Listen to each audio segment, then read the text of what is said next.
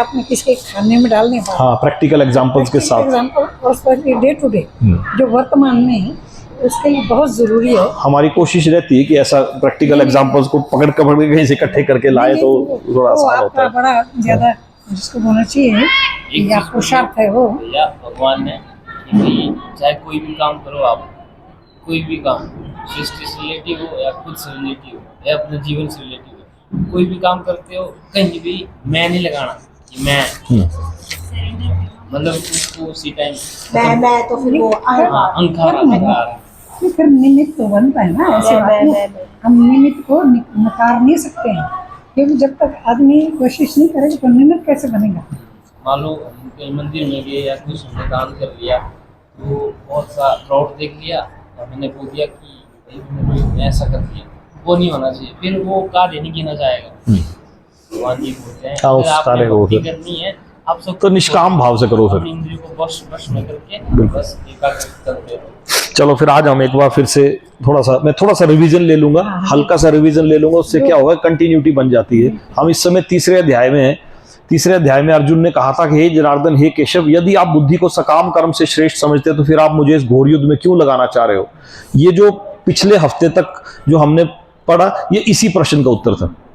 इसी प्रश्न का उत्तर भगवान दे रहे थे। प्रश्न अर्जुन ने पूछा था। क्यों पूछा था अर्जुन ने? क्योंकि दूसरे अध्याय के 41वें श्लोक में, 61वें श्लोक में, 63वें श्लोक में और 66वें श्लोक में, इन 4 श्लोकों में भगवान ने बुद्धि का वर्णन किया कि बुद्धि जो है वो बुद्धि का प्रयोग करो। तो अर्जुन कंफ्यूज हो गया और अर्जुन ने बोला कि यदि आप बुद्धि को सकाम कर्म से श्रेष्ठ समझते तो फिर आप मुझे इस घोर युद्ध में क्यों लगाना चाह रहे हो। मुझे तो बुद्धि के कार्य करने चाहिए, मुझे भक्ति के कार्य करने चाहिए। आपके भया मिश्रित अनेकार्थक उपदेशों से मेरी बुद्धि मोहित हो गई है, अर्जुन कह रहा है। अतः कृपा करके निश्चय पूर्वक मुझे बताएं कि इनमें से मेरे लिए सर्वाधिक श्रेष्ठकर क्या है। यह अर्जुन का सवाल था। इस सवाल के जवाब में भगवान ने आगे जो श्लोकों के माध्यम से अर्जुन को के माध्यम से हम लोगों को भी, क्योंकि ये सवाल तो हमारे मन में भी आया है कि भगवान अर्जुन को क्यों उकसाना चाह रहे हैं युद्ध के लिए। और अर्जुन के मन में भी वही सवाल आ गया कि यदि आप बुद्धि को सकाम कर्म से श्रेष्ठ समझते तो मुझे आप घोर युद्ध में क्यों लगाना चाह रहे हो।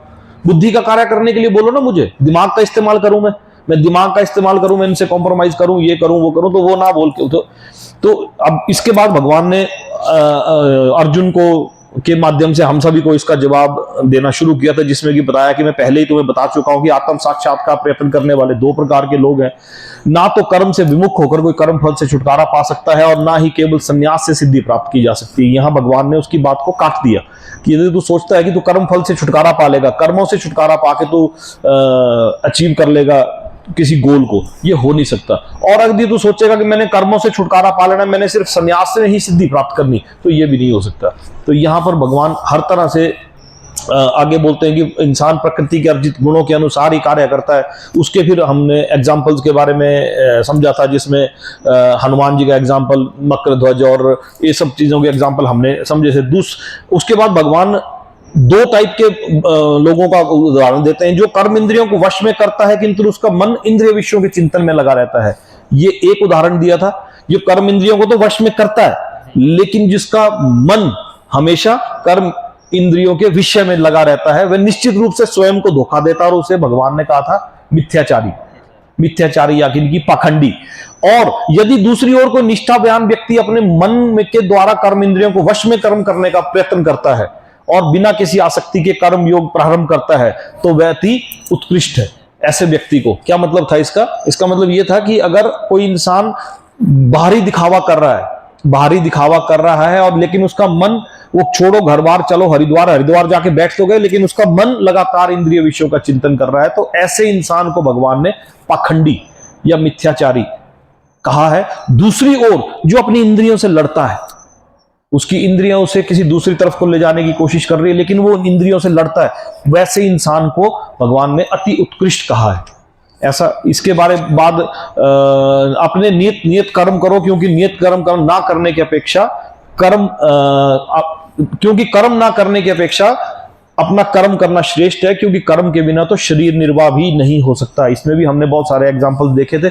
उसके बाद भगवान ने अपना एग्जाम्पल देके बताया कि यदि मैं अपना कर्म ना करूं तो क्या होगा, यदि मैं अपना कर्म ना करूं तो क्या होगा, आगे विनाश होगा। फिर उसमें भी हमने बहुत सारे एग्जाम्पल्स को देखा था। जीवन की विभिन्न एक और बताया था, जीवन की विभिन्न आवश्यकताओं की पूर्ति करने वाले विभिन्न देवता यज्ञ संपन्न होने पर तुम्हारी सारी आवश्यकताओं की पूर्ति करेंगे, किंतु जो इन उपहारों को देवताओं को अर्पित किए बिना भोगता है वह निश्चित रूप से चोर है। यानी कि यहां बताया गया कि हमें कोई भी चीज ग्रहण करनी है वो पहले भगवान को अर्पित करके उसके बाद उसको ग्रहण करना चाहिए। इसके बाद और जब हम आगे बढ़े थे तो हे प्रिय अर्जुन, जो मानव जीवन में इस प्रकार वेदों के स्थापित यज्ञ चक्र का पालन नहीं करता वह निश्चय ही पापमय जीवन व्यतीत करता है। यज्ञ चक्र का पालन मतलब कि जो विधि विधान से का कोई कार्य नहीं करता वो निश्चित रूप से पापमयी जीवन व्यतीत करता है। ऐसा व्यक्ति केवल इंद्रियों की तुष्टि के लिए ही व्यर्थ में जीवित रहता है, किंतु जो व्यक्ति आत्मा में ही आनंद लेता है और जिसका आत्म साक्षात युक्त है वो अपने में ही पूर्णतः संतुष्ट रहता है और उसके लिए कुछ भी कर्तव्य करणीय नहीं होता। ये इसके बाद फिर हमने कर्म फल में आसक्त हुए बिना मनुष्य निरंतर कर्म करते रहना चाहिए, क्योंकि अनासक्त होकर कर्म करने से परम ब्रह्म की प्राप्ति होती है। मैं थोड़ा सा फास्ट कर रहा हूं यहाँ पर। उसके बाद भगवान ने जनक महाराज का एग्जाम्पल लिया था, हमने जो इसमें कंप्लीट किया था इसमें जनक महाराज का एग्जाम्पल लिया था। उसके बाद बताया था कि महापुरुष जो जो आचरण करता है सामान्य व्यक्ति भी उसके पथ का अनुगमन करते हैं, जिसमें कि हमने वो लिया था कि जैसा जैसा लीडर करेगा वैसा वैसा फॉलोअर करेगा, लेकिन जैसा जैसा लीडर कहेगा वैसा वैसा फॉलोअर नहीं करेगा। इसी श्लोक के उसके ऊपर हमने लिया था। उसके बाद है कि हे पिता पुत्र, तीनों लोकों में मेरे लिए कोई भी कार्य नियत नहीं है, ना ही मुझे किसी वस्तु का अभाव है, ना ही आवश्यकता है, तो भी मैं नियत कर्म करता हूं। या भगवान ने अपना एग्जाम्पल दिया था कि मैं भी तो अपना नियत कर्म कर रहा हूं। यदि ऐसा होता कि फिर मैं अगर ना करूं तो मुझे देख के तो बाकी भी अपना नियत कर्म नहीं करेंगे, क्योंकि यदि मैं नियत कर्मों को सावधानी पूर्वक ना करूं तो हे पार्थ, वह निश्चित है कि मेरे सारे मनुष्य मेरे पथ का ही अनुगमन करेंगे। इसके बाद आगे हमने, यदि मैं नियत कर्मों को ना करूं तो सारे लोग नष्ट हो जाएंगे। ये सब करते हुए जिस प्रकार अज्ञानी जन फल की आसक्ति से कार्य करते हैं, उसी तरह विद्वान जनों को चाहिए कि लोगों को उचित पथ पर ले जाने के लिए अनासक्त रहकर कार्य करें। ये वही था जो अभी आप लोगों ने बताया था, ये वही श्लोक था, है ना। विद्वान व्यक्ति को चाहिए कि वह सकाम कर्मों में आसक्त अज्ञानी पुरुष को कर्म करने से रोके नहीं, ताकि उसका मन विचलित ना हो, अपितु भक्ति भाव से कर्म करते हुए उन्हें भी सभी प्रकार के कार्यों में लगाए। जैसे आपने बताया कि वीडियो गेम खेल खेल के आंखें खराब हो गई, इसकी तैयारी पर है, तो वो वीडियो गेम खेलने से ना रोके, बल्कि वो बोले कि वीडियो गेम भी खेलो तुम, लेकिन साथ में थोड़ा सा कुछ ऐसा कार्य भी करो जिससे कि रूटीन में अपना वो आ जाए। जीवात्मा अहंकार से प्रभाव में मोहग्रस्त होकर अपने आप को समस्त कर्मों का कर्ता मान बैठता है, जबकि वास्तव में वे प्रकृति के तीनों गुणों द्वारा संपन्न किए जाते हैं। ये सब बोलने के बाद भगवान आगे जो हमने पिछले हफ्ते लिया था उसको मैं थोड़ा सा एक आध श्लोक को कंटिन्यू करूंगा, जिससे कि हमारी कंटिन्यूटी इसके साथ और बन जाए।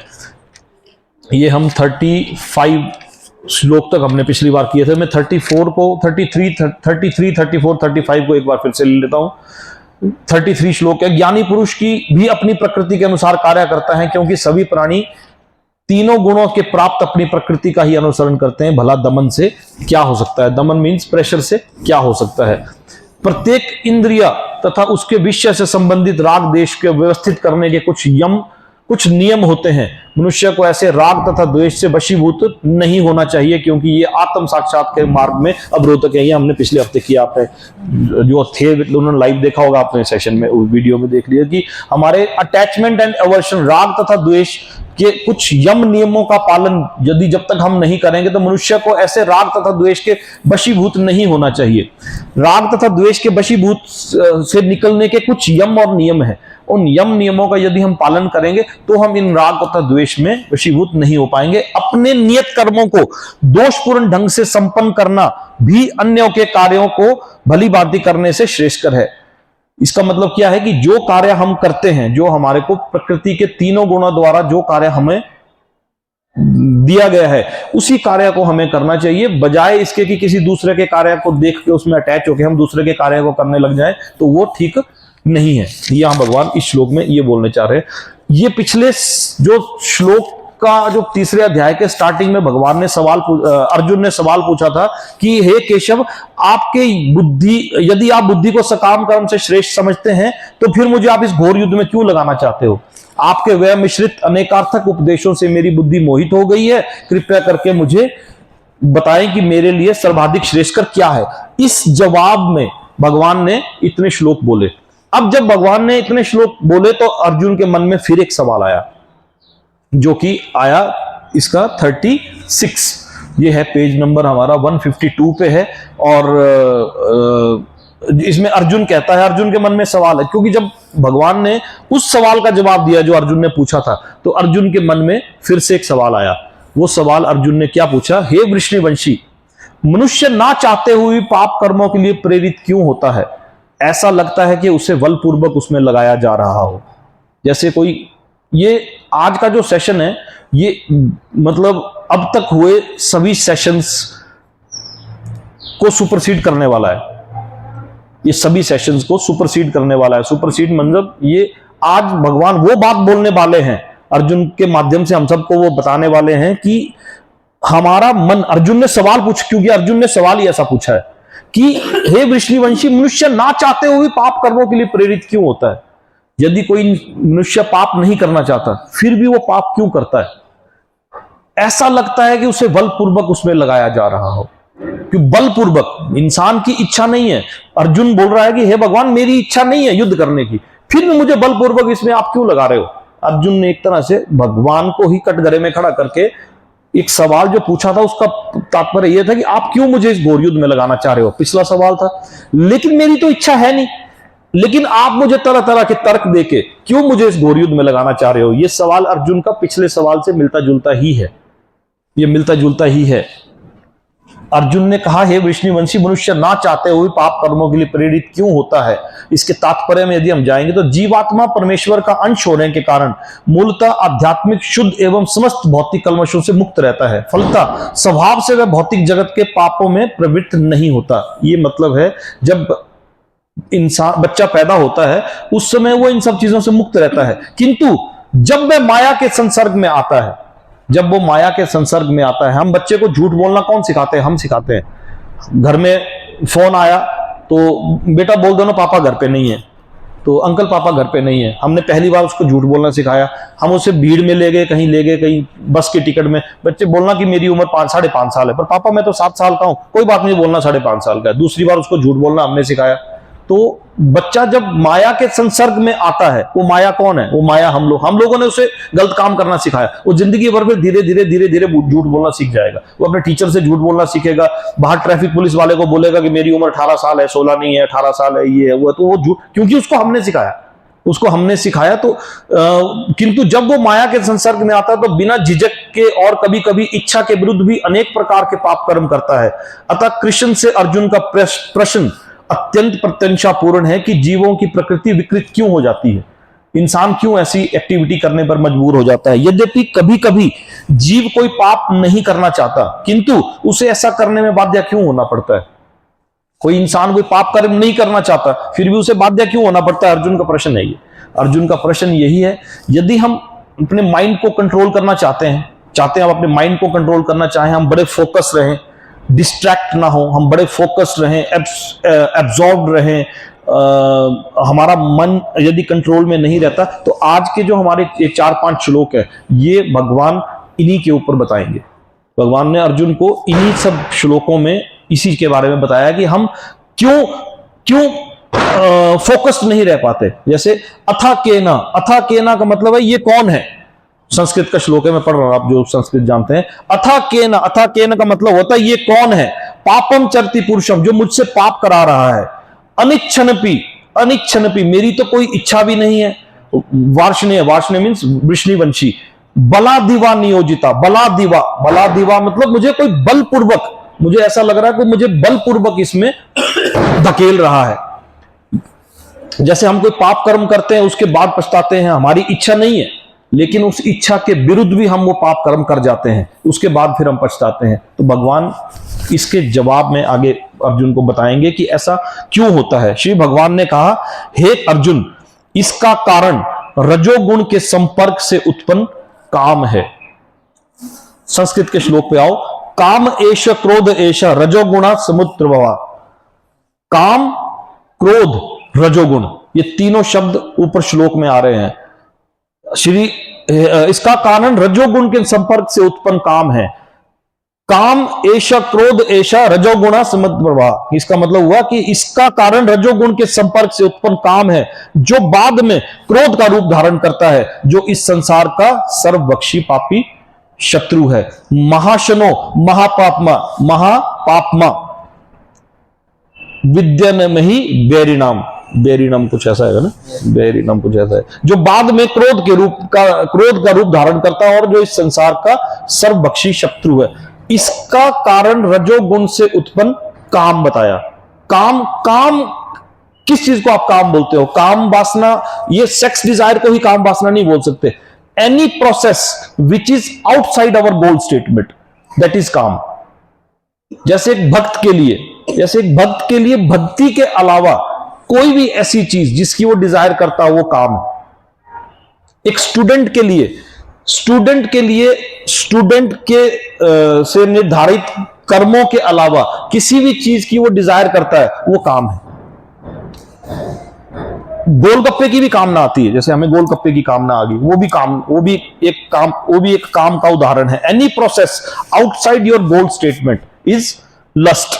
लस्ट के दो कारण है, पीछे भी भगवान ने बहुत चर्चा की थी इस बारे में, दूसरे अध्याय के 61वें श्लोक में और 62वें श्लोक में। क्या था उसमें, क्या था 61वें और 62वें श्लोक में, कोई बता पाएगा? जिसमें आठ बिल्कुल ये काम क्रोध, बस ये बात इसमें था कि जैसे अटैचमेंट के बाद लस्ट यदि सेटिस्फाई हो गई तो और बड़ी चीज की कामना नहीं हुई तो एंगर नहीं हुआ तो एंगर, अगर क्रोध के बाद डिल्यूजन और उसके बाद बुद्धि का नाश। हमने बहुत सारे एग्जांपल इसमें लिए थे, देखे थे हमने इसमें एग्जांपल, जिसमें कि बॉक्सर का एग्जांपल लिया था, एक कोई मुस्लिम लड़की का एग्जांपल लिया था, वो प्रेग्नेंट हो गई थी, वो बहुत सारे हमने एग्जांपल लिए थे। तो भगवान लगभग इसी बात को फिर से रिपीट कर रहे हैं कि इसका कारण रजोगुण के संपर्क में उत्पन्न काम है। काम कहां से आएगा? रजोगुण के बाद आएगा। रजोगुण के संपर्क से उत्पन्न काम है जो बाद में क्रोध का रूप धारण करता है। लस्ट यदि आपकी सेटिस्फाई हो गई तो और लालच उत्पन्न होगा, उससे बड़ी चीज को पाने की कामना होगी, और यदि सेटिस्फाई नहीं हुई तो क्या होगा? एंगर आएगा, क्रोध आएगा, और क्रोध के बाद क्या होगा? आपकी बुद्धि का नाश होगा। क्रोध, एंगर के आगे एक डी लगाने से डेंजर हो जाता है। एंगर डेंजर, एंगर की स्पेलिंग में एक डी अगर आगे और लग गया तो डेंजर बन जाता है वो। तो वो क्रोध जब आपका शांत नहीं होगा तो आप डेंजरस सिचुएशन में पहुंच जाओगे।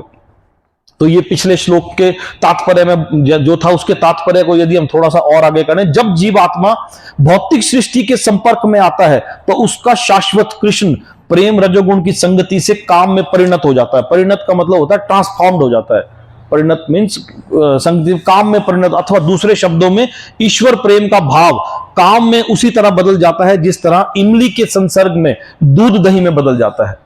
जिस तरह इमली के संसर्ग से दूध दही में बदल जाता है, उसी तरह जैसे ही इंसान माया के संपर्क में आता है, जैसे ही इंसान माया के संपर्क में आता है, उसका शाश्वत कृष्ण प्रेम रजोगुण की उसमें संगति से काम में परिणत मीन्स ट्रांसफॉर्म्ड हो जाता है। और जब काम की संतुष्टि नहीं होती तो वो क्रोध में परिणत हो जाता है। जब कामना पूरी नहीं होती, किसी चीज की कामना है, मुझे कोई चीज खरीदनी है, परचेज करनी है, फॉर एग्जांपल फोन लेना है, कोई भी चीज, ड्रेस लेनी है, कुछ लेनी, जब मेरी वो कामना पूरी नहीं होगी, यदि मेरी वो कामना पूरी हो गई, आईफोन के आजकल 16 क्या चला हुआ है, 16 अगर मिल गया तो 17 की कामना, 17 तो पता नहीं आ गया कि नहीं आया, पता नहीं आया, तो जब आएगा तो आते ही उसकी कामना हो जाएगी कि अब 17 चाहिए। नहीं मिली तो क्रोध आ जाएगा। तो ये भगवान बता रहे हैं, उस समय आईफोन का एग्जांपल देके तो नहीं बताया था, लेकिन चलो, तो ये क्रोध में परिणत हो जाता है, और क्रोध मोह में, और मोह इस संसार में निरंतर बना रहता है, और ये जो मोह है वो तो इन संसार में निरंतर बना ही रहता है। अतः जीवात्मा का सबसे बड़ा शत्रु काम है, और ये काम ही है जो विशुद्ध जीवात्मा को इस संसार में फंसे रहने के लिए प्रेरित करता है। इसके बाद इससे अगला श्लोक है 38वां श्लोक। इसमें भगवान फिर 2-3 तरह के एग्जाम्पल्स के साथ आपको समझाएंगे। ये 4-5 श्लोक है, मैं एक बार इन 4-5 श्लोकों को ले लूंगा, फिर हम इसके बाद चाहें तो इसमें क्योंकि ये बहुत महत्वपूर्ण श्लोक है, ये बहुत इंपॉर्टेंट, बहुत जबरदस्त श्लोकों में से है। ये पेज नंबर है जी 154, एक बार ओपन करके दे दो ना, 154। जिस प्रकार अग्नि धुएं से, दर्पण धूल से अथवा भ्रूण गर्भाशय से आवृत रहता है, उसी प्रकार जीवात्मा इस काम के विभिन्न मात्राओं से आवृत रहता है। ये क्यों बोल रहे हैं भगवान ये सब चीजें? ये क्यों बोल रहे हैं? क्योंकि अर्जुन ने सवाल पूछा है कि मनुष्य ना चाहते हुए भी पाप कर्मों के लिए प्रेरित क्यों होता है? ऐसा लगता है कि मुझे बलपूर्वक इसमें लगाया जा रहा है। तो अर्जुन ने सवाल पूछा है, उसके जवाब में भगवान इसे तरह तरह के उदाहरणों से समझाने की कोशिश कर रहे हैं। यहां पर भगवान ने 3 उदाहरण दिए।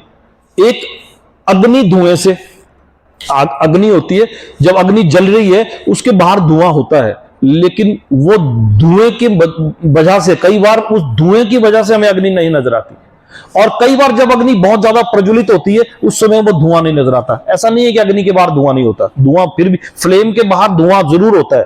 कई बार हमें वो अग्नि नजर नहीं आती, कई बार हमें वो धुआं नजर नहीं आता। तो भगवान ने एग्जाम्पल दिया, जिस प्रकार अग्नि धुएं से, ये सबसे लाइटेस्ट फॉर्म ऑफ लस्ट, ये लस्ट के एग्जाम्पल दे रहे हैं भगवान। 3 एग्जाम्पल भगवान लस्ट के उदाहरण दे रहे हैं, 3।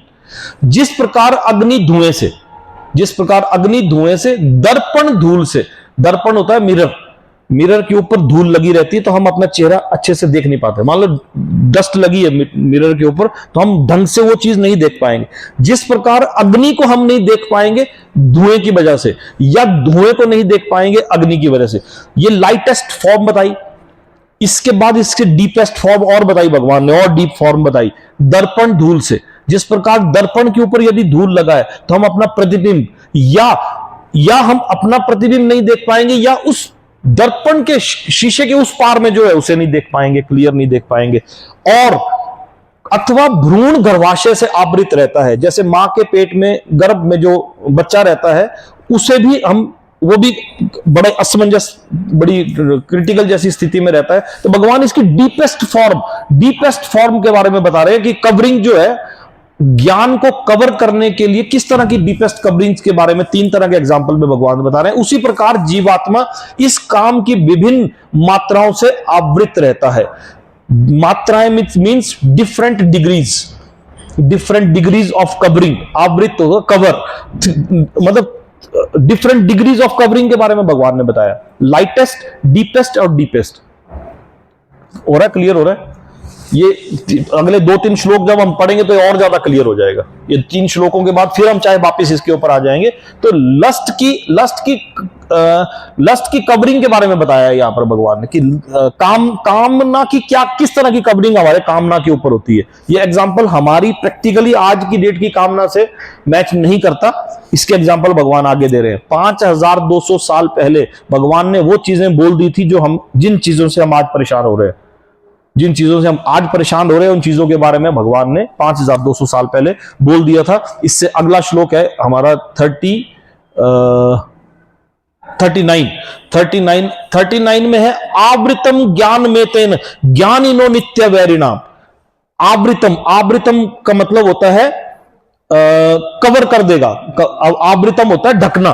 आवृतम ज्ञान में तेन, ज्ञान को कवर कर देगा। ज्ञानिनो नित्य वैरिणाम, ज्ञानी व्यक्ति का शत्रु है। कौन? ये काम, ये कामना जो है ज्ञानी व्यक्ति का शत्रु है। और ये कैसे आएगा? काम रूपेण कौन्तेय, यानी कि ये कामना के रूप में आएगा। हे कुंती पुत्र, ये कामना के रूप आएगा। और दुष्प्रेरण न लेन चा, ये ऐसी अग्नि है जो और बढ़ती चली जाएगी। अग्नि में जब हम घी डालते हैं तो क्या वो अग्नि बुझती है? वो और ज्यादा प्रज्वलित हो जाती है। खुजली होती है इंसान को, तो खुजली करने से वो खुजली करने की इच्छा समाप्त नहीं होती, वो खुजली और बढ़ जाती है। हम कोई भी व्यसन पाप कार्य करते हैं, अगली बार वो व्यसन पाप कार्य करने की इच्छा और ज्यादा प्रबल हो जाती है। तो भगवान उसके बारे में बोल रहे हैं कि इस प्रकार ज्ञान में जीवात्मा का शुद्ध चेतना उसके काम रूपी नित्य शत्रु से ढकी रहती है, जो कभी भी तुष्ट नहीं होता और अग्नि के समान जलता रहता है। क्या मतलब हुआ इसका? आवृतम ज्ञान में तेना, यानी कि ये कामना के रूप में आएगा और आपके ज्ञान को ढक देगा। और जो कि ज्ञानी व्यक्ति का सर्वबक्षी पापी शत्रु है, और ये ऐसी अग्नि है जो बुझाने से बुझेगी नहीं, और ज्यादा जलेगी। या भगवान किसके बारे में बोल रहे हैं? कामना के बारे में, काम, लस्ट के बारे में। काम किसी एक चीज की कामना नहीं, किसी भी any activity outside your goal statement is काम। आप ये समझ सकते हैं, कामना मीन्स वही डिजायर को नहीं बोल सकते हम यहां पर किसी, मतलब जैसे कोई भक्त के लिए भक्ति के अलावा कोई भी चीज, गोलगप्पे की कामना, जैसे हमने 2-3 एग्जांपल पिछली बार लिए, और कोई व्यसन पाप करने की कामना, एनी डिजायर जो हमारी इससे बाहर हो। अब अर्जुन को ये सब इसके तात्पर्य में हम थोड़ा सा लेंगे। मनुस्मृति एक ग्रंथ है शायद, मनुस्मृति में कहा गया है कि कितना भी विषय भोग क्यों ना किया जाए, काम की तृप्ति कभी नहीं हो सकती। यदि हम सोचेंगे कि हमने ये इस चीज को हम भोग लें और उसके बाद हमारी तृप्ति हो जाएगी, तो यहां भगवान इस चीज के लिए डिनाई कर रहे हैं कि ऐसा नहीं हो सकता। आप जितनी भी विषय भोग में क्यों ना किया जाए, ये काम की तृप्ति नहीं हो सकती। जिस प्रकार की निरंतर ईंधन डालने से अग्नि कभी नहीं बुझती। भौतिक जगत में समस्त कार्यकलापों का केंद्र बिंदु काम सुख है, अतः इस जगत में मैथुन, आगार या विषय जीवन की हथकड़ी कहा गया है। एक सामान्य बंदी गृह में अपराधियों को छड़ों के भीतर रखा जाता है, इसी प्रकार जो अपराधी भगवान के नियमों की अवज्ञा करते हैं वह मैथुन जीवन द्वारा बंदी बनाए जाते हैं। इसको थोड़ा सा आप और डिटेल में जब इसकी एक्सप्लेनेशन को, जैसा मैंने कहा है कि जो श्लोकों को हम कवर करते हैं उनको आप इनकी एक्सप्लेनेशन को कोशिश करें कि 7 दिन का समय रहता है तो 7 श्लोकों की एक्सप्लेनेशन में कोई बड़ा लंबा चौड़ा टाइम नहीं लगता। कोशिश करेंगे अगर आप 10 मिनट भी रोज लगा लेंगे तो भी बड़े आराम से 6-7 श्लोकों की एक्सप्लेनेशन। इन एक्सप्लेनेशन में आपको इतनी डीप स्टडी मिलेगी, इतनी डीप रिसर्च मिलेगी कि आप हैरान हो जाओगे। इसमें बहुत अच्छा वो दिया हुआ है। आप कोशिश करेंगे इसको। इंद्रिय तृप्ति का भोग करते समय हो सकता है कि कुछ प्रसन्नता की अनुभूति हो, किंतु यह प्रसन्नता की अनुभूति ही इंद्रिय भोक्ता का चरम शत्रु है। अब यहां पर अर्जुन को समझ तो आ रहा था कि मेरा एनिमी जो है वो लस्ट है। अर्जुन को समझ आ रहा था कि, क्योंकि पीछे भगवान ने बताया ना, ये कामना के रूप में आता है, कामेश क्रोधेश, ये कामना के रूप में आता है। अर्जुन को यह समझ आ रहा था कि मेरा शत्रु जो है वो काम है। अब अर्जुन को यह समझ आ रहा था कि मेरा एनिमी जो लस्ट है, अब लस्ट को खत्म करना है। अब खत्म करेंगे लस्ट को तो कैसे खत्म करेंगे, वो रहता कहां है लस्ट? आपको अपने शत्रु का पता लगे तो आप उसको, उसका एड्रेस चाहिए ना, आपको उसका एड्रेस मिलेगा तब तो आप उसको शत्रु को खत्म कर पाएंगे। तो वो लस्ट रहता कहां है? अर्जुन को ये तो समझ आ गया कि मेरा जो दुश्मन है, जो मुझसे ये पाप कर्म करा रहा है, क्योंकि अर्जुन ने सवाल पूछा। क्या सवाल पूछा अर्जुन ने? हे वृष्णिवंशी, मुझे ना चाहते हुए भी पाप कर्मों के लिए कौन प्रेरित कर रहा है? ऐसा लग रहा है कि मुझे बलपूर्वक इसमें लगाया जा रहा है। तो भगवान ने इसका जवाब दिया कि इसका कारण रजोगुण के संपर्क से उत्पन्न काम है। अर्जुन को यह समझ आ गया कि ओहो, ये कामना के कारण है जो मेरे साथ ऐसा हो रहा है। अब आपको अपने शत्रु का पता चल जाए, अब आप उसको मारोगे तो उसका घर भी तो पता लगना चाहिए। रहता कहां है शत्रु? वो कामना रहती कहां है? कहां रहता है काम? कहां रहता है काम? तो अगले ही श्लोक में भगवान ने, ऐसा थोड़ी भी अधूरा थोड़ी भी छोड़ेंगे, अगले श्लोक में भगवान ने उसको उसका एड्रेस बता दिया। क्या एड्रेस बताया? 40वें श्लोक में, इंद्रियाणि मनोबुद्धिर अधिष्ठानाम उच्यते।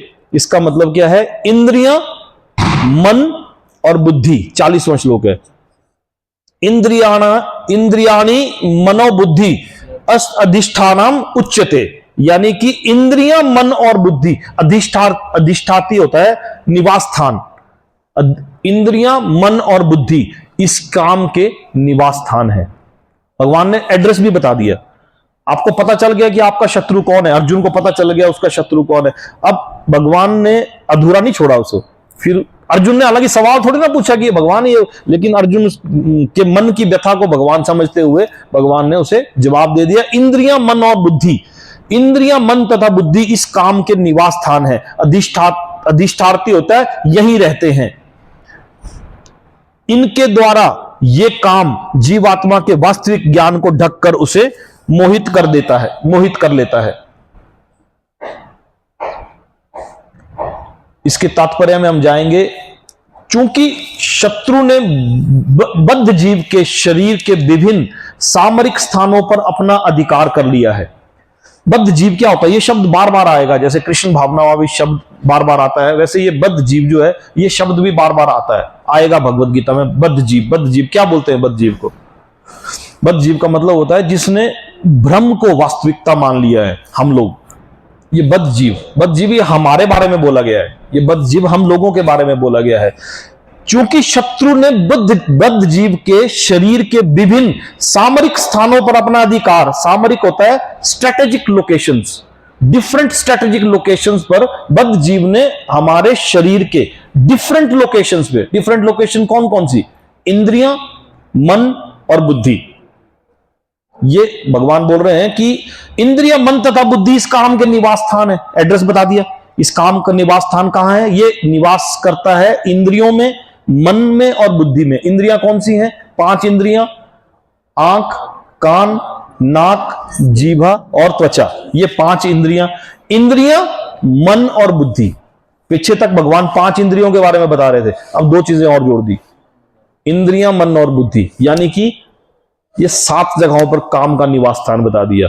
इंद्रियां, मन और बुद्धि, इंद्रियां, मन और बुद्धि, ये मतलब ये चूंकि शत्रु ने बद्धजीव के शरीर को विभिन्न सामरिक स्थानों पर अपना अधिकार कर लिया है, अतः भगवान कृष्ण उन स्थानों का संकेत कर रहे हैं जिससे शत्रु को जीतने वाला ये जान ले कि शत्रु कहां पर है। हमें ये तो पता लगना चाहिए ना कि हमारा शत्रु कहां रहता है। तो भगवान ने हमें हमारे शत्रु से अगर लड़ना है तो इस शत्रु को कहां ढूंढेंगे उसके बारे में बता दिया। इंद्रियां, मन और बुद्धि, 3 जगहों पर काम रहता है, इंद्रियां, मन और बुद्धि, जिससे शत्रु को जीतने वाला ये जान ले कि शत्रु कहां पर है। मन समस्त इंद्रियों के कार्यकलापों का केंद्र बिंदु है। अब इन सब में भी आगे मन जो है इन सब कार्यकलापों का केंद्र बिंदु है। अतः जब हम इंद्रिय विषयों के संबंध में सुनते हैं तो मन इंद्रिय तृप्ति के समस्त भावों का आगार बन जाता है। आगार क्या होता है? घर। जब हम इंद्रिय विषयों के बारे में सुनते हैं तो मन जो है इन समस्त इंद्रिय विषयों का आगार बन जाता है। आगार बन जाता है, इस तरह मन तथा इंद्रियां काम की शरण स्थली बन जाती है। इसकी एक्सप्लेनेशन देखो आप, ये तो श्लोक था, श्लोक की एक्सप्लेनेशन में भाष्यकार ने क्या लिखा है, उसकी एक्सप्लेनेशन में भाष्यकार लिख रहा है कि इस तरह मन तथा इंद्रियां काम की शरण स्थली बन जाती हैं। इसके बाद बुद्धि ऐसे काम पूर्ण रुचियों की राजधानी बन जाती है। एक्सप्लेनेशन में और डीप चले गए। उसके बाद क्या होता है? बुद्धि जो है वो उसकी राजधानी यानी कि कैपिटल ऑफ, उस कामना की कैपिटल बन जाएगी बुद्धि। वो बुद्धि जो है इस कामना की कैपिटल बन जाए। बुद्धि आत्मा की निकट पड़ोसिन है। अगले सेंटेंस में लिख रहे हैं कि बुद्धि जो है वो आत्मा की बिल्कुल नियरेस्ट नेबरर है। बुद्धि जो है आत्मा की निकट पड़ोसिन है। काममय बुद्धि से आत्मा प्रभावित हो जाती है। देखो कितना डीप चला गया, कितना डीप चला गया। एक स्टेप, दूसरा स्टेप, तीसरा स्टेप, चौथा स्टेप। काममय बुद्धि से आत्मा प्रभावित हो जाती है जिससे उसमें अहंकार उत्पन्न हो जाता है। अहंकार के बारे में भगवान ने दूसरे अध्याय के 61वें 62वें श्लोक में बताया था। उसके अहंकार उत्पन्न होता है और वह पदार्थ से तथा इस प्रकार मन तथा इंद्रियों से अपना तादात्म्य कर लेता है। तादात्म्य मीन्स टू एक्वायर कर लेता है। आत्मा को भौतिक इंद्रियों का भोग करने की लत पड़ जाती है जिससे वह वास्तविक सुख मान बैठता है। ये इसकी एक्सप्लेनेशन में है। आप इसको पढ़ोगे, मैं तो इसको जल्दी में पढ़ रहा हूं, आपके पास जब फ्री टाइम हो इसकी एक्सप्लेनेशन को जरूर पढ़ना, इसकी एक्सप्लेनेशन को जरूर पढ़ना। श्लोक क्या था? इंद्रियां, मन तथा बुद्धि इस काम के निवास स्थान है। भगवान ने अर्जुन को इस काम का एड्रेस भी बता दिया। इंद्रियां, मन तथा बुद्धि इस काम के निवास स्थान है। इनके द्वारा यह काम जीवात्मा के वास्तविक ज्ञान को ढककर उसे मोहित कर लेता है। ज्ञानमावृत्य देहि नाम का मतलब है ज्ञान को ढक देता है। विमोहित, विमोहित यानी कि बुद्धि को विमोहित, ऊपर संस्कृत के श्लोक में विमोहित कर देता है। और ज्ञानम आवृत देहि नाम, यह आपके ज्ञान का नाश कर देता है, ढक देता है। इसके तात्पर्य को एक बार आप जरूर पढ़ें तो आपको और आसान होगा।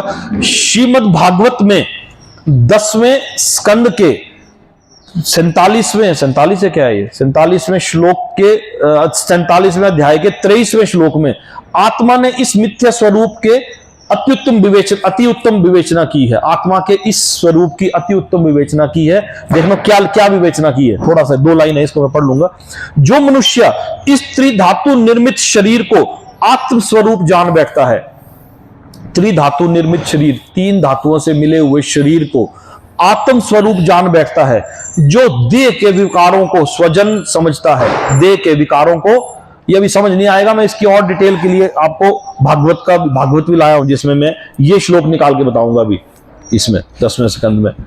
जो मनुष्य स्त्री धातु निर्मित शरीर को आत्म स्वरूप जान बैठता है, जो देह के विकारों को स्वजन समझता है, जो जन्म भूमि को पूज्य मानता है, और जो तीर्थ स्थलों को की यात्रा दिव्य ज्ञान वाले पुरुष से भेंट करने के लिए नहीं अपितु स्नान करने के लिए करता है, उसे गधा या बैल के समान समझना चाहिए।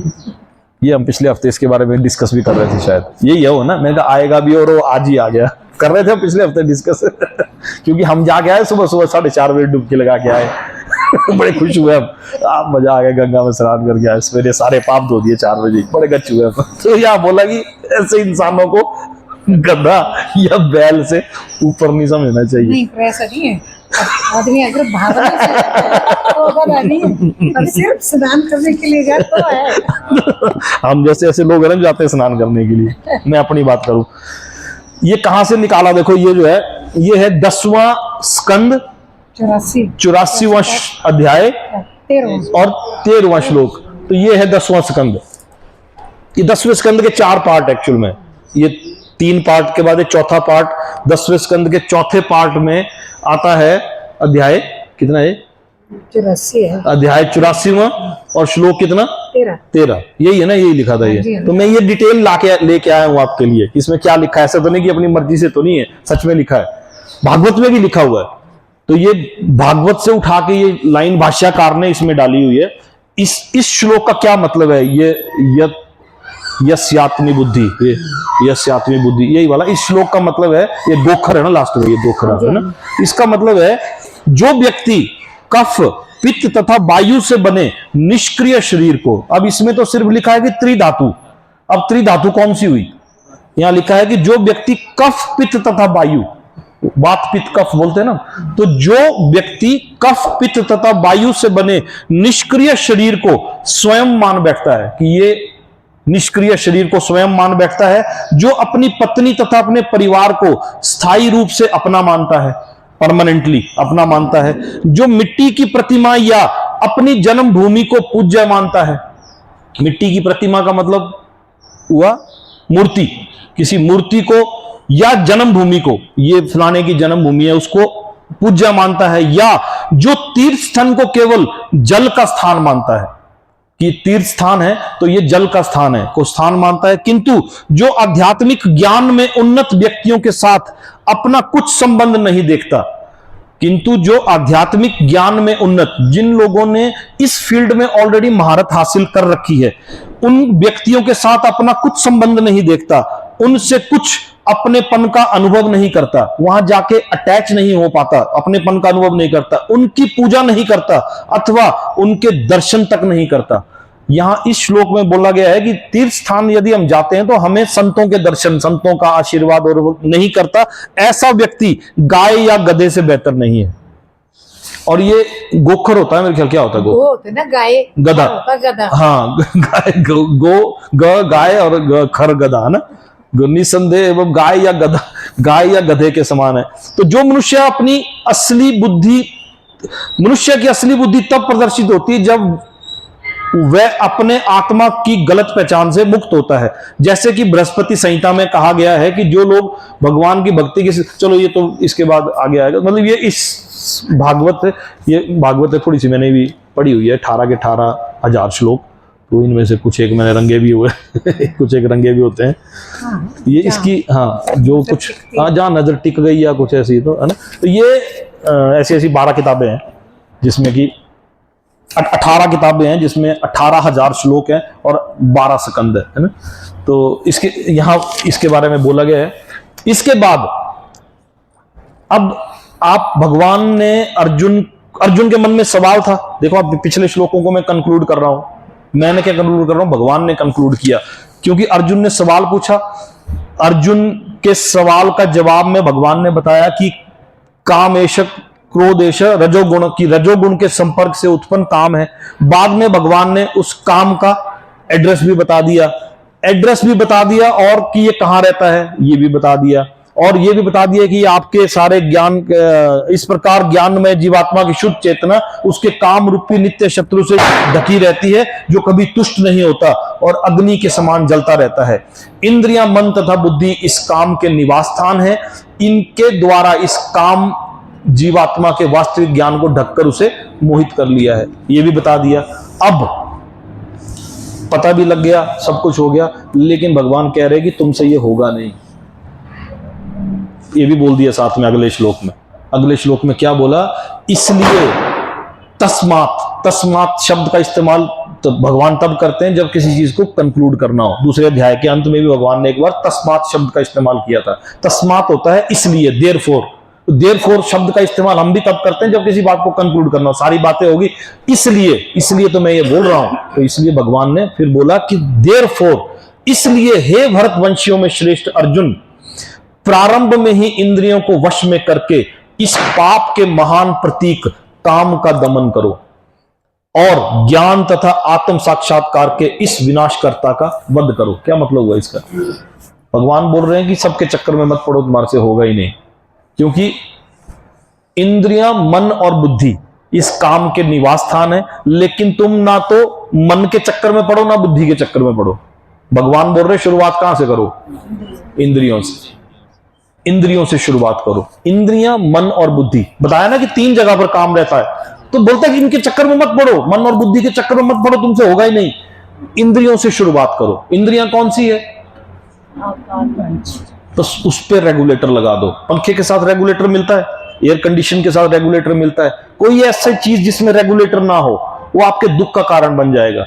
किसी पंखे में रेगुलेटर ना हो, 5 नंबर पे ही चलता हो, तो गर्मियों में तो शायद आपको सुख देगा, लेकिन सर्दियों में वो दुख का कारण बनेगा। ऐसा एयर कंडीशन, ऐसा एफएम रेडियो जिसमें रेगुलेटर ना हो, वो आपके दुख का कारण बनेगा। तो भगवान बोल रहे हैं कि स्टार्ट कहां से करो? इंद्रियों से। इंद्रियों से। इसलिए हे भरतवंशियों में श्रेष्ठ अर्जुन, प्रारंभ में ही इंद्रियों को वश में करके इस पाप के महान प्रतीक का दमन करो और ज्ञान तथा आत्म साक्षात्कार इस विनाशकर्ता का वध करो। तो जब तक रेगुलेटर नहीं लगाओगे तब तक इसमें हम, जैसे हमने एक बार ABCDE सीखा था भगवद गीता में, ABCDE, आज हम इसमें ABCD ही सीखेंगे सिर्फ। इसमें ABCD क्या है? भगवान बोल रहे हैं A for association, B for books, C for chanting और D for diet. Diet in the sense ये डाइट के साथ साथ मेंटल डाइट। आपकी मेंटल डाइट क्या लेते हो आप? एसोसिएशन किसकी करते हो आप? आपके आसपास एसोसिएशन किसकी है? आप चैंटिंग क्या करते हो? आप हियरिंग क्या करते हो? आप रीडिंग क्या करते हो? आप लिसनिंग क्या करते हो? आपके कोलीग्स कौन है आपके आसपास? आप किस association? A for association, B for books, ABCD। A for association, B for books, C for chanting. Chanting में आप टीवी सीरियल्स कौन सा देखते हो? आप बुक्स कौन सी पढ़ते हो? आपके फ्रेंड्स कौन से? आपके music. A for association, B for books, C for chanting और D for diet. Diet in the sense mental diet और फिजिकल डाइट। आप कैसी डाइट लेते हो? आपके दोस्त कौन है? आपके मित्र कौन है? आपके संबंधी कौन है? आप टीवी सीरियल, बिग बॉस जैसे सीरियल देखते हो या कोई ऐसे सीरियल देखते हो जो आपको आगे बढ़ाने में मदद करते हैं? तो ये ABCD के बारे में हम, भगवान ने यहां पर हमको बताने के बारे में, अपनी इंद्रियों को रेगुलेट योर सेंसेस, अपनी इंद्रियों को वश में करो। अब यहां पर एक चार्ट के बारे में वर्णन करेंगे हम। जैसे अब एक चार्ट है, एक बार कॉपी दो, मैं आपकी कॉपी में बना दूं, ये कॉपी में बना देता हूं मैं, फिर उसको देख के आप दे दो। आपकी क्या association? Books, chanting and diet. जैसे एक आइसबर्ग होता है, आइसबर्ग देखा? आइसबर्ग समुद्र में आइसबर्ग होता है ना, तो जैसे ये आइसबर्ग होता है, आइसबर्ग ये समुद्र का लेवल है और समुद्र के ऊपर आइसबर्ग थोड़ा सा ऊपर दिखता है, बाकी ये जमीन के अंदर दिखता है, ठीक है? तो ये आइसबर्ग के ऊपर जो चीज है, इसके ऊपर जो है वो है, ये हमारा मन है। ये मन बना दिया सबसे ऊपर, ये पूरा मन है। इसमें ऊपर है हमारा कॉन्शियस माइंड, और नीचे है subconscious mind. Subconscious mind, conscious mind हुआ हमारी बुद्धि, और सबकॉन्शियस माइंड है हमारा मन। इसके ये 5 द्वार है। ये मैं अभी आपको कॉपी दे दूंगा, फिर आपने इसको समझना। इसके आसपास के ये 5 द्वार हैं, ये हैं हमारी 5 इंद्रियां। ये जो सबकॉन्शियस माइंड के जो 5 द्वार हैं, ये हैं हमारी 5 इंद्रियां, आंख, कान, जीवा, नाक और त्वचा। ये भगवान क्या बोल रहे हैं? इंद्रियां, मन और बुद्धि। क्या बोल रहे हैं? इंद्रियां, ये होगी इंद्रियां, मन और बुद्धि, इन 3 चीजों के बारे में। ये पावर ऑफ सबकॉन्शियस माइंड एक बुक है, पावर ऑफ सबकॉन्शियस, बहुत फेमस बुक है। मतलब इंडिया की नहीं, वर्ल्ड की टॉप 100 बुक्स में उस बुक का नाम आता है। जैसे वर्ल्ड की टॉप 10 बुक्स में 7 habits of highly effective people का नाम आता है, वैसे ही वर्ल्ड की टॉप 100 बुक्स में पावर ऑफ सबकॉन्शियस माइंड एक बुक है, उसका नाम आता है। उस बुक में है ये इंद्रियां। ये इंद्रियां होगी 5 इंद्रियां, आंख, कान, जीवा, नाक और त्वचा। इंद्रियां, मन और बुद्धि, यही तो भगवान ने चर्चा की। क्या बोला ना? इंद्रियां, मन और बुद्धि, पिछले श्लोक में बोला, देखो 40वें श्लोक में। इंद्रियां, मन और बुद्धि इस काम के निवास स्थान है। इंद्रियां, मन, और ये पूरा क्या है? ये हमारा पूरा मन है। इंद्रियां, मन और बुद्धि, मन के 2 पार्टों को भगवान ने एक्सप्लेन किया, कॉन्शियस माइंड और एक सबकॉन्शियस माइंड। पिछली बार वो विक्रम पूछ रहा था कि मन और बुद्धि एक ही चीज है, तो यहां पर एक्सप्लेनेशन में है इंद्रियां, मन और बुद्धि। जबकि इसकी एक्सप्लेनेशन जो आप पिछले श्लोक में, जो 40वें श्लोक की जो एक्सप्लेनेशन है ना, इसमें जो आप इसको देखोगे तो आप इसके साथ इसको रिलेट कर पाओगे कि ये कैसे आत्मा की निकट पड़ोसिन है, बुद्धि, काम, मन, ये सब इस चार्ट में आपको थोड़ा सा क्लियर होगा। तो ये कॉन्शियस माइंड और सबकॉन्शियस माइंड के भगवान बोल रहे हैं कि कहां से शुरुआत करो? इंद्रियों से शुरुआत करो। कोई चीज आपके बुद्धि में प्रवेश कर चुकी है, उसे तो आप निकाल नहीं सकते। कर गई ना, कोई बात नहीं, एटलीस्ट सेंसेस को रेगुलेट कर लो, अपनी इंद्रियों को रेगुलेट कर लो। जो घुस चुका है अंदर, उसको तो आप कुछ नहीं कर सकते, वो तो घुस गया। लेकिन जो नहीं है वहां पर उसको रेगुलेट कर लो। ये भगवान बोल रहे हैं कि इंद्रियां, मन और बुद्धि। पिछले श्लोक शुरू करने के लिए इंद्रियों को बोल रहे हैं। पिछले श्लोक में बताया कि इंद्रियां, मन और बुद्धि है, इस काम के निवास स्थान है। लेकिन तुम इन सब के चक्कर में पड़ोगे, कंफ्यूज हो जाओगे। तो भगवान बोल रहे हैं किसके चक्कर में पड़ो? इंद्रियों। वो देखूंगा जो मेरे काम का है, जो नहीं है मेरे काम का उसे नहीं देखूंगा। जो डाइट, वही डाइट लूंगा जो मेरे लिए सही है, नहीं तो नहीं लूंगा। वो करूंगा जो मेरे लिए सही है। अनुकूलस्य संकल्पः प्रतिकूलस्य वर्जनम। Accept the favourable, reject the unfavourable. अच्छा काम नहीं करूंगा, सही काम करूंगा। यह भगवान ने इस श्लोक के माध्यम से समझाने की कोशिश की। इंद्रियां, मन और बुद्धि ये इस काम के निवास स्थान है। आपका चैंटिंग क्या है, आप किसकी एसोसिएशन में।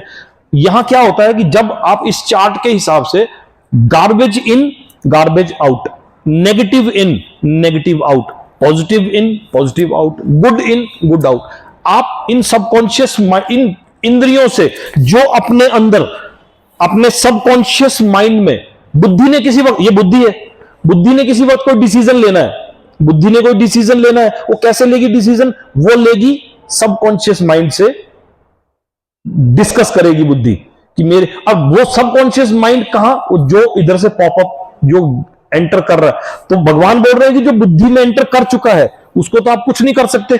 लेकिन जो अब आपके सबको, क्योंकि बुद्धि ने यदि डिसीजन लेना है तो वो किससे पूछेगी? वो पूछेगी सबकॉन्शियस माइंड से। सबकॉन्शियस माइंड है हमारा छुपा हुआ माइंड, उसको कौन कंट्रोल कर रहा है? उसे कंट्रोल कर रही हो 5 सेंसेस। तो भगवान बोल रहे हैं कि यदि बुद्धि ने कोई डिसीजन लेना हो, सबकॉन्शियस माइंड से पूछेगी। सबकॉन्शियस माइंड के अंदर तो भगवान बोल रहे हैं यहीं पर रेगुलेटर लगा दो, इन जगहों पर रेगुलेटर लगा दो, इन इंद्रियों को कंट्रोल कर लो, इंद्रियों को स्टार्टिंग में ही कंट्रोल कर लो। यदि आपका मन किसी चीज के लिए, वो किसी ऐसी चीज के लिए कर रहा है जो आपके लिए सही नहीं है, वहां रेगुलेट लगा लो। जब आपके सबकॉन्शियस माइंड में कोई ऐसी चीज होगी, यहां से पॉपअप लेगा ये कॉन्शियस माइंड। जब आपकी बुद्धि आपसे कोई डिसीजन करने के लिए, तो आपके मन के अंदर जो होगा वही तो निकलेगा ना। इसलिए भगवान बोल रहे हैं कि ऐसे चीजों में ही अपना रेगुलेटर पकड़ पा रहे, समझ रहे कि रेगुलेट कहां करो, अपने अंदर वो चीजें आना ही रोक दो। सेंसेस के लेवल पे रोक लो, मन और बुद्धि के लेवल पे ऑटोमेटिकली आप प्यूरिफाई होते चले जाओगे। मन और बुद्धि के लेवल पे ऑटोमेटिकली, और बुद्धि के बाद भगवान ने बताया कि आत्मा की निकट पड़ोसिन है, और यहां बताया है कि इंद्रिय विषयों के संबंध में सुनते सुनते मन इंद्रियों के समस्त भावों का आगार बन जाता है। ये मन जो है इंद्रिय विषयों के बारे में सुनते सुनते उन समस्त विषयों का आगार बन जाता है, और उसके बाद इस तरह मन तथा इंद्रियां, मन और इंद्रियां काम की शरण स्थली बन जाती हैं, यानी कि वो कैपिटल बन जाती है, राजधानी बन जाती है, शरण स्थली बन जाती है। इसके बाद बुद्धि ऐसी कामपूर्ण रुचियों की राजधानी बन जाती है। कौन? बुद्धि। ये इससे ऊपर होगी ना बुद्धि। बुद्धि उस काम की रुचियों की राजधानी बुद्धि है। बुद्धि जो है आत्मा की निकट पड़ोसिन है। बुद्धि और आत्मा के निकट पड़ोसी है, और काममय बुद्धि से आत्मा को भी प्रभावित कर देती है। जो काममय बुद्धि, कामना, किसी भी चीज की कामना के बारे में भगवान ने यहां डिस्कस किया है। इसमें कोई और आप कोई डिस्कशन करना चाहें तो हम इसके बाद कर लेंगे।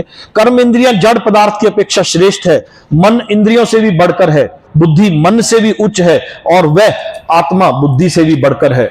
इस प्रकार हे महाबाहु अर्जुन, अपने आप को भौतिक इंद्रियों, मन तथा बुद्धि से परे जानकर और मन को सावधान अध्यात्म बुद्धि कृष्ण भावनाभावित में स्थिर करके आध्यात्मिक शक्ति द्वारा इस काम रूपी दुर्जय शत्रु को जीतो।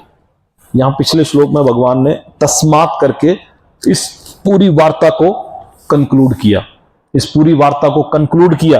कंक्लूड करने के बाद ये कर्म योग नाम का अध्याय जो है हमारा पूरा होता है। इसके बाद अगला जो अध्याय शुरू हुआ दिव्य ज्ञान। इसके लिए मनुष्य को सहसा अपने नियत कर्मों को बंद करने की आवश्यकता नहीं है। अब कोई कंफ्यूजन हो रहा है कि अब मैं क्या करूं, आपका सवाल था कि अब मैं क्या करूं, ब्राह्मण तो मैं हूं, अब मैं क्या करूं।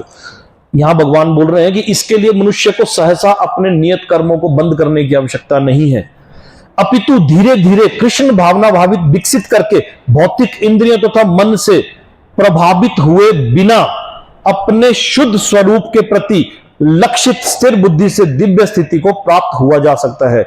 यही इस अध्याय का सारांश है। सांसारिक जीवन की अप्रवृत्त अवस्था में दार्शनिक चिंतन तथा यौगिक आसनों के अभ्यास से इंद्रियों को वश में करने में, कृत्रिम प्रयासों से आध्यात्मिक जीवन प्राप्त करने में सहायता नहीं मिलती। उसे श्रेष्ठ बुद्धि द्वारा कृष्ण भावना भावित में प्रशिक्षित होना पड़ता है। इसके तात्पर्यों को आप थोड़ा सा कोशिश करें घर में जाके समझने की, बहुत आनंद आएगा इसमें। कोई इसमें ये यहाँ आके हमारा तीसरा अध्याय पूरा हुआ, तो अगर हम कोई डिस्कशन करना चाहें तो हम कर सकते हैं। कोई सवाल? हाँ, आपने एक श्लोक बोला कि अग्नि और धूआं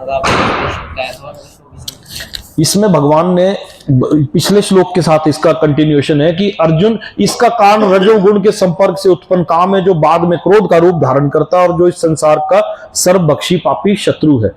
इसका कारण रजोगुण के संपर्क से उत्पन्न काम है। रजोगुण के, तेरे को तेरे उदाहरण से समझाता हूं। रजोगुण के संपर्क से उत्पन्न काम है। मेरे किसी फ्रेंड के पास फलानी जैकेट है, कोई फलाने जूते हैं। रजोगुण, सतोगुण, तमोगुण और रजोगुण के संपर्क से उत्पन्न काम है। इसका कारण रजोगुण के संपर्क से उत्पन्न काम है। मेरे किसी फ्रेंड के पास ये है, वो राजसिक गुण के आधार पर मुझे भी ये चाहिए। ये इससे पिछले श्लोक का था। यहां भगवान ने जिस प्रकार अग्नि धुएं से, दर्पण धूल से अथवा भ्रूण गर्भाशय से आवृत रहता है, उसी प्रकार जीवात्मा इस काम की विभिन्न मात्राओं से आवृत रहता है। काम की डिफरेंट स्टेजेस के बारे में बताया है यहां पर। एग्जाम्पल के तौर पर कुछ और बताया, और ये बताया कि जैसे जीवात्मा 3 डिफरेंट स्टेजेस हैं जीवात्मा को कवर करने की। अग्नि है, जैसे अग्नि धुएं से कवर्ड रहती है, एक एग्जाम्पल दे दिया। और दर्पण धूल से कवर्ड रहता है, और गर्भाशय भ्रूण में कवर्ड रहता है। जैसे ये लाइट, डीप और डीप, ये 3 डीप डिग्रीज के बारे में बताया। अगले लाइन में बोलते हैं उसी प्रकार जीवात्मा भी इस काम की विभिन्न मात्राओं से आवृत रहता है। इसको मैं एक बार इंग्लिश में समझाऊं, तेरे को ज्यादा अच्छे से समझ आएगा। As a fire is covered by smoke, as a mirror is covered by dust, और as the embryo is covered by the womb होता है गर्भ। The living entity is similarly covered by different degrees of lust. Living entity is similarly covered by different degrees of lust. ये degrees को समझाने के लिए 3 example दिए। Degrees को समझाने के लिए सबसे लाइटेस्ट कवरिंग अग्नि धुआं, उससे डीपेस्ट कवरिंग दर्पण धूल, और उससे डीपेस्ट कवरिंग गर्भाशय भ्रूण। ये डीपेस्ट कवरिंग बताई गई है, डीपेस्ट कवरिंग बताई गई। जैसे ये 3 डिफरेंट एग्जांपल्स भगवान ने दिए, साथ में बताया कि जिस उसी प्रकार जीवात्मा means its similarly covered by the living entity. जीवात्मा मींस हम लोग, living entity is similarly covered by different degrees of lust. किसी को कामना की कम लस्ट होगी, किसी को थोड़ी ज्यादा होगी, किसी को थोड़ी ज्यादा होगी, समझा? डिफरेंट डिग्रीज ऑफ लस्ट को समझाने के लिए एग्जांपल दिए हैं। डिफरेंट डिग्रीज ऑफ लस्ट के एग्जांपल्स हैं ये अग्नि धुआं, दर्पण धूल और गर्भाशय भ्रूण, ये डिफरेंट डिग्रीज ऑफ कवरिंग है। ये कवरिंग के डिफरेंट डिग्रीज है। देखो ना, जब अग्नि है और धुआं है उसमें हल्की हल्की आग आपको नजर आ रही है, दर्पण के ऊपर अगर धूल लगी तो आपकी विजिबिलिटी और कम हो गई, और गर्भाशय के अंदर जो भ्रूण है वो तो आपकी विजिबिलिटी से बिल्कुल ही दूर है। तो ये जैसे डिफरेंट डिग्रीज ऑफ एग्जांपल्स के साथ समझाया, वैसे ही different degrees of example the living entity similarly मतलब उसी तरह से covered by different degrees of lust. किसी को कामना की थोड़ी डिग्री हो सकती है, ऐसा कोई बोले कि नहीं मुझ में कामना नहीं है, ऐसा हो ही नहीं सकता, ऐसा हो ही नहीं सकता। आगे भगवान बोलेंगे कि कोई बोलेगी ऐसा कि नहीं मैं तो इन कामना से परे हूं। इसीलिए भगवान ने अर्जुन को बोला कि चक्कर में मत पड़ो, सब चक्रों में मत पड़ो। जो घुस चुका है ना उसे घुसा रहने दो, कोई बात नहीं, उसे और अग्नि मत दो। अग्नि में घी डालोगे तो वो और प्रज्वलित होगी। जो घुस गया है ना अंदर उसे घुसा रहने दो, लेकिन जब आप उसे और घी नहीं डालोगे और उसे हवा नहीं दोगे तो वो धीरे धीरे वो अग्नि बुझ जाएगी।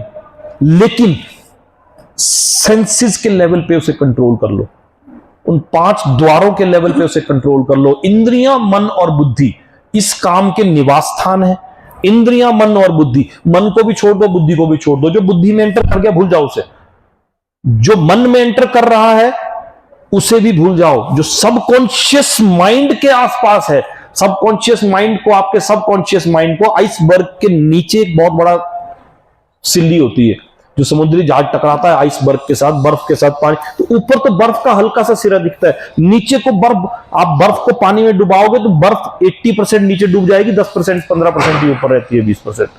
तो आइसबर्ग, जो टाइटैनिक डूबा था, वो आइसबर्ग के साथ ही टकराया था। ऊपर तो आइसबर्ग छोटा सा था, उसको लगा कैसे हल्का सा बर्फ है, तो पायलट ने उस तरफ को ले गया था, कैप्टन उसे। तो लेकिन जब वो टकराया था, वो आइसबर्ग इतना बड़ा था कि वो टाइटैनिक को ले डूबा था। तो ये सबकॉन्शियस माइंड को आइसबर्ग के उस बर्ग के साथ कंपेयर किया है पावर ऑफ सबकॉन्शियस माइंड के बुक में। इंडिया की टॉप 100 बुक्स में से एक है। जैसे कि इंडिया की टॉप 10 बुक्स में 7 habits of highly effective people है, और टॉप 1 बुक में भगवद गीता, ये भी टॉप 10 में ही आती है। हमारे यहाँ में कोई संत आया था बड़ी पहले, मैं तो बड़ी छोटी थी, वो अपनी अपनी सोच होती है ना, जैसे इनके बुद्धिस्ट में एक पद्मनाभ हुए हैं, पद्मनाभ, हाँ जी, तो उनकी थ्योरी ये थी। तो वो जो आदमी था वो बोलता था इन सेंसेस, 5 सेंसेस बोलता था 5 को